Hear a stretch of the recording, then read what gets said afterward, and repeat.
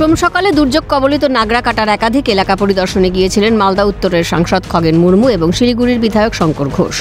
পরিদর্শনে গিয়ে আক্রান্ত হন বিজেপি সাংসদ থেকে বিধায়ক। হাসপাতাল সূত্রে খবর, বিজেপি সাংসদ খগেন মুর্মু ভালো আছেন। মেডিকেল বোর্ডের 5 জন সদস্য তাঁর দেখাশোনা করছেন। ইনসুলিনের মাত্রা উন্নত, তাকে আইসিইউ থেকে একটি সাধারণ কেবিনে স্থানান্তরিত করা হয়েছে। অন্যদিকে স্থিতিশীল বিজেপি বিধায়ক শঙ্কর ঘোষ ছাড়া পেলেন হাসপাতাল থেকে। খগেনদার যে বোল্ডারটা ওনার মুখের মধ্যে মারা হয়েছে সেটা এখানে লেগেছে, এখানে ওনার এখানে ভেঙে গেছে। এবার এটা নিয়ে কি করা হবে সেই নিয়ে ডাক্তার আমাকে বললো যে 1 ইঞ্চি ওপরে রাখলে ওনার চোখ এবং পুরো ওনার প্রাণে নিয়ে হয়ে যেতে পারে।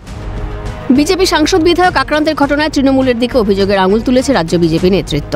খগেন মুর্মুর জন্য সংবিধান কোথায়, প্রশ্ন কেন্দ্রীয় শিক্ষা প্রতিমন্ত্রী সুকান্ত মজুমদারের। এই ঘটনার প্রতিবাদ হাইকোর্টে হবে, রাস্তাতে হবে বলে হুঁশিয়ারি তার। আর সংবিধান কোথায়? খগেন মুর্মুর জন্য সংবিধান নেই, সেই এসটি সমাজের মানুষ বলে। খগেন মুর্মুর জন্য পিনাল কোড এখন কাজ করছে না, বা ন্যায় সংহিতা পশ্চিমবঙ্গে কাজ করছে না। খগেন মুর্মু একটি সাঁওতাল সমাজের মানুষ বলে। এটা আমাদের বাংলার আদিবাসী সমাজ মেনে নেবে না।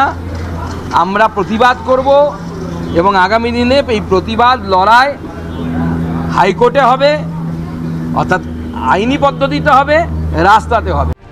পাল্টা বিজেপিকে নিশানা শাসক দলের। বিজেপির গোষ্ঠী কোন্দলেই এই ঘটনার দাবি তৃণমূল কাউন্সিলর অরূপ চক্রবর্তীর।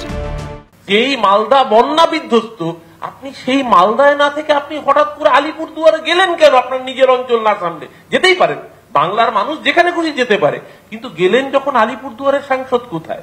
আপনার আগে সেখানে শ্রমিক ভট্টাচার্য গেছে, আপনার আগে শ্রমিক বাবুর সাথে দেখলাম আনন্দ বর্মন যাচ্ছে। তাদের উপর তো আক্রোশ হয়নি, হামলা হয়নি।